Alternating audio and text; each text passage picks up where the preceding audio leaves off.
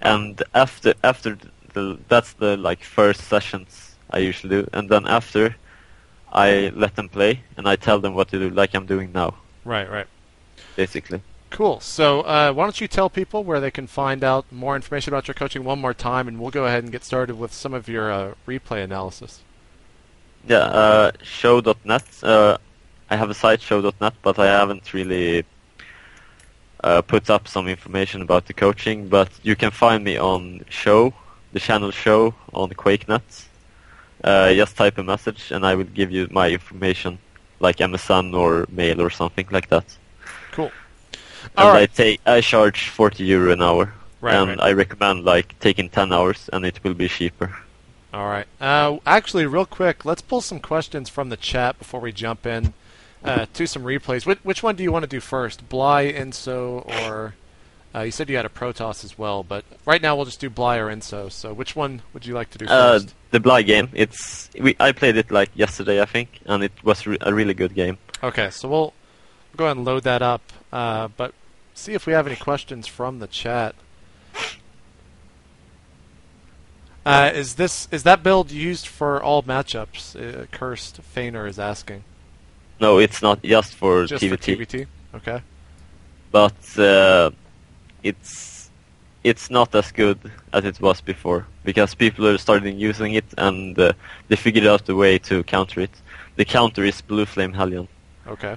If they do like 8 Marine push with a Medivac and 4 Hellions, it's so hard to stop that. Because basically you only have Marines, you don't make a tank early, so he can't like kill the Hellions. Yeah. And you only have 1 Banshee, like 10 Marines, and half a Raven done when he comes. So it's not enough.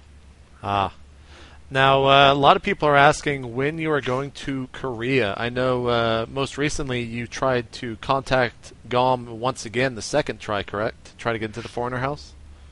Yeah, I sent a mail, and they responded, and they were really glad I asked, and they want me in. But right now, there's a lot in Sweden, and in Europe and USA. It's MLG soon. Mm-hmm. It's IEM, World Champion. Yep. And there's probably gonna be some more tournaments, so I changed my mind basically. So I'm gonna stay, I think. All right. And right now on the Foreigner House, the only player I think is like on my level is Moonglade. Maybe Spades. So I won't get the practice I wanted in the first place. So. But there might be some new additions, so I don't know really.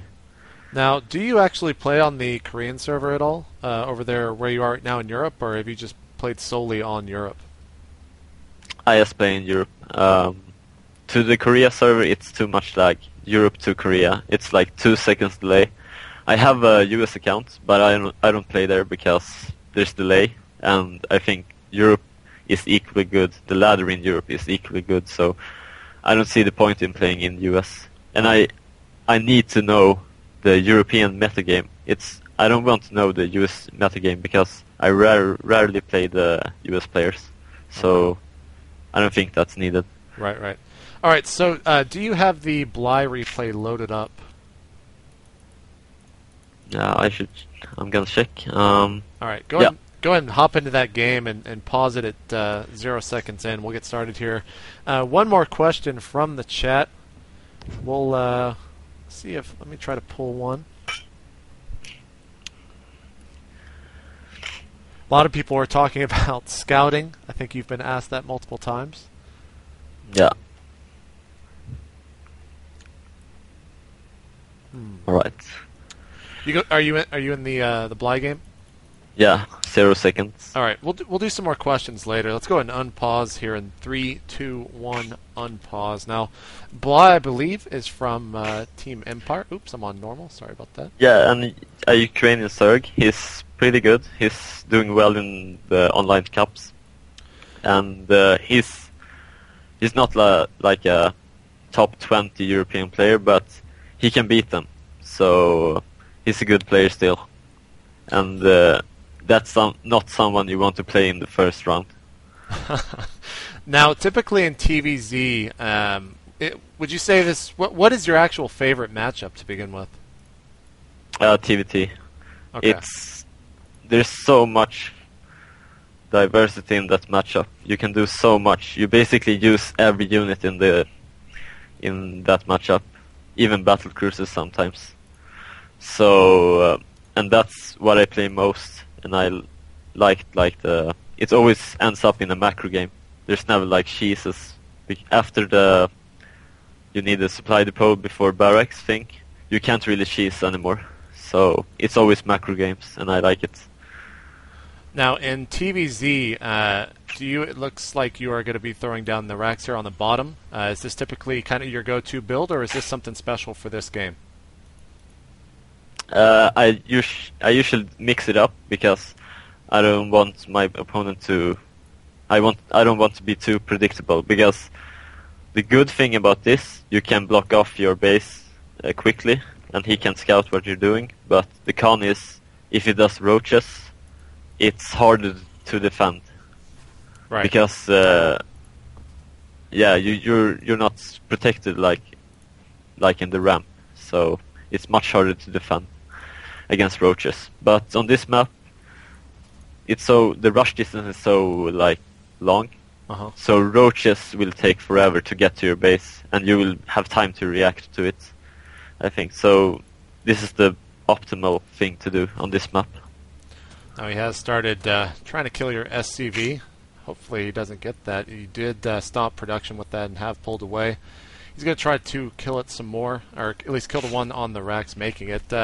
You have actually thrown down a bunker here. Is this, you said that the distances between the two bases were quite far early on. Did you just kind of do that to get him to pull his drones off of the minerals? Yeah, exactly. He's losing mineral tile right now, and I'm just putting some small threats. I think he's overreacting actually to this, and I'm winning like in the long run because of this. He just needed like 1 or 2 drones to attack my SCV. Yeah. And you do have one Marine over there. That SCV did fall. Looks like this Marine should get away, although the drone is faster, so he might actually end up killing that. Yeah, but still, he chased the Marine with 4 drones. Yeah. And by the time he could just mine up like 100 minerals instead of killing a 50 mineral unit. Right. So it was a bad idea of him. So if you look at the income, I have just 1 less SV right now, and an orbital. So I'm ahead right now. Now, typically, what are your thoughts on the 2 racks opener? I know a lot of Terrans seem to favor that in this matchup. Yeah, it's you can do pressure early to like gain an advantage early and then make an expansion, or you could go for an all-in. So basically, you're putting a threat early, so he can't really drone up that much as he wants early game. So your expansion is your second command center is about 75% complete, and you're gonna push these lings away, as he does only have 4 right now. He's getting the second queen out, and just continuing to drone up. Typically, what are some of the other things that you do in this matchup to not allow him to drone up as much, or do you just do that initial attack and then get your expansion up and then just kind of go from there? I usually do like fake aggression. I go up to the Salnaga Tower, and he usually have Zergling there to scout, and I just make a fake aggression to make him produce like Zerglings. But right now, I don't really know. I'm playing in the dark right now, so if I go out and he has just massed links, and when he got speed up, he will kill every Marine if I go out. So that's a bad idea right now, I think. So I'm playing kinda in the dark. I don't really know, but because I have an expansion, I know I'm not that far behind. If he had grown up a lot. So double factory going down for yourself. He has started killing these destructible rocks with the Ling's speed about to finish, and the Baneling Nest is finished as well. Is he on Lair Tech? Nope, not yet. Who do you think right now in this specific matchup, is one of the best at it, TVZ, in the world, and also possibly in Europe. As a Terran player or a Zerg? As a Terran player, sorry. A Jinru, I think. Actually, he's very good in TVC. What do you think of his success over there in Korea? I mean, did you know that he was going to be that good when he first went over there, or was it as surprising as it was to everyone else? It was a surprise. We played a tournament in the early stages of the game, like just on the release. Yeah, he's attacking now. Yeah. So it's looking very grim right now. But I I blocked the wall. Yeah, at the top of the ramp. So pretty good. It's not quite over yet.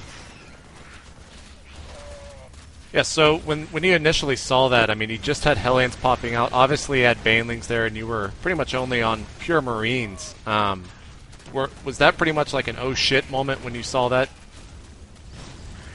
Oh yeah, it was. I should have made one bunker more to be completely safe against this.